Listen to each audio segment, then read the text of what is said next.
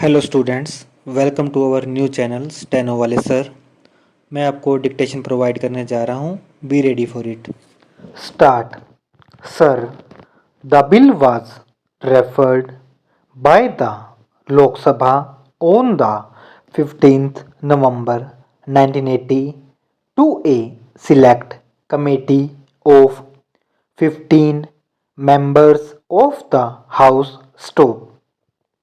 The Select Committee scrutinized the provisions of the bill with reference to the views expressed in various memoranda and representations in the matter from diverse sections of the public and submitted a unanimous report before the Lok Sabha on the 5th December stop.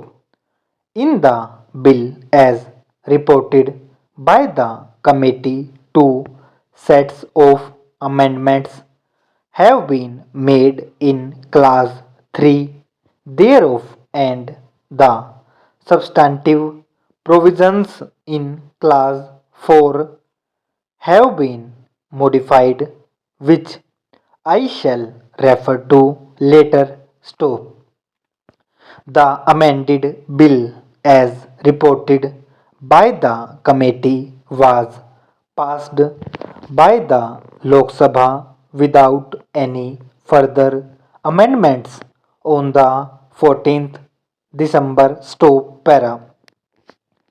Sir, I shall now proceed to explain in brief the purpose of the bill, the salient features of the main provisions, and the amendments made by the Select Committee. Stop.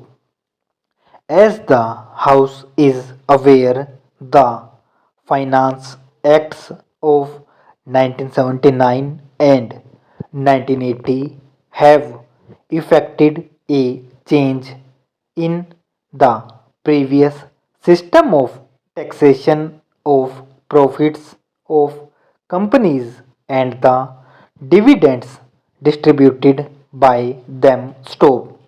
Previously, shareholders were given credit in their assessments on their dividend income for income tax at the rate applicable to companies, as it was deemed that the income tax paid by the company on the profits distributed by it was a payment on behalf of the shareholder. Stop.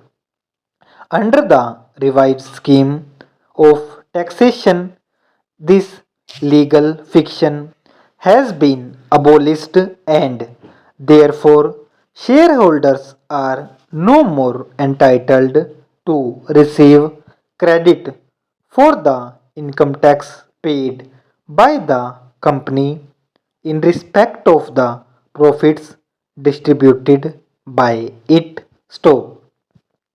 Simultaneously, the rate of the tax payable by Indian companies and other companies who have made arrangements for the declaration of dividends in India has been reduced. Stop. Further, the tax based on excess dividends and wealth tax on companies have been abolished. Stop.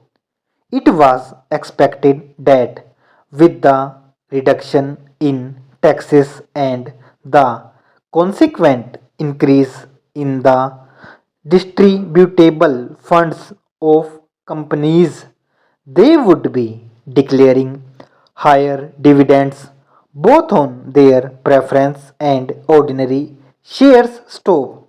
The government's intention in this behalf was clarified in the finance minister's speech in the Lok Sabha on the 20th April 1980 stop.